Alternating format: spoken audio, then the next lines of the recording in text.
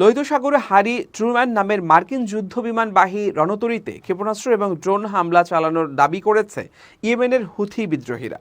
দেশটির হুথি সমর্থিত সামরিক বাহিনীর মুখপাত্র ইয়াহিয়া সারি এ তথ্য নিশ্চিত করেছেন।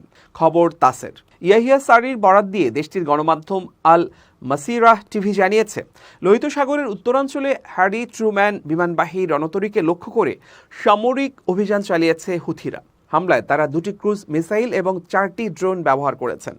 সারি জানিয়েছে, মার্কিন বিমানবাহী রণতরীটি হুথি নিয়ন্ত্রিত ইয়েমেনি অঞ্চলে হামলা করার প্রস্তুতি নিচ্ছিল। তখন তাদের লক্ষ্য করে হুথিরা এই হামলা চালিয়েছে। এই হামলার ফলে মার্কিন হামলা প্রতিহত করা গেছে বলেও জানিয়েছেন তিনি। ফিলিস্তিনের অবরুদ্ধ গাজা উপত্যকায় ইসরায়েলিদের গণহত্যা বন্ধে হুথিরা হুঁশিয়ারি দিয়েছিল।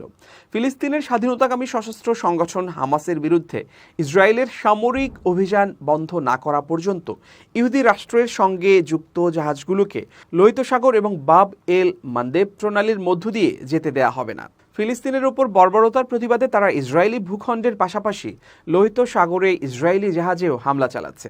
গত নভেম্বর থেকে লোহিত সাগর এবং এডেন উপসাগরে কয়েক ডজন বেসামরিক জাহাজে হামলা চালিয়েছে হুথিরা। হামলা বন্ধে যুক্তরাষ্ট্র এবং তার মিত্ররা লোহিত সাগরে জাহাজ চলাচলে নিরাপত্তা নিশ্চিত করার লক্ষ্যে হুথিদের ওপর ধারাবাহিকভাবে সামরিক অভিযান চালাচ্ছে। এর প্রেক্ষিতে হুথিদের ক্ষেপণাস্ত্র গুদাম, ড্রোন এবং রেডিও লোকেশন সিস্টেম লক্ষ্য করে বিমান, যুদ্ধজাহাজ এবং সাবমেরিন ব্যবহার করে হুথি বিদ্রোহী নিয়ন্ত্রিত বেশ কয়েকটি ইয়েমেনি শহরে যৌথ হামলা চালাতে শুরু করে যুক্তরাষ্ট্র এবং যুক্তরাজ্যের সশস্ত্র বাহিনী।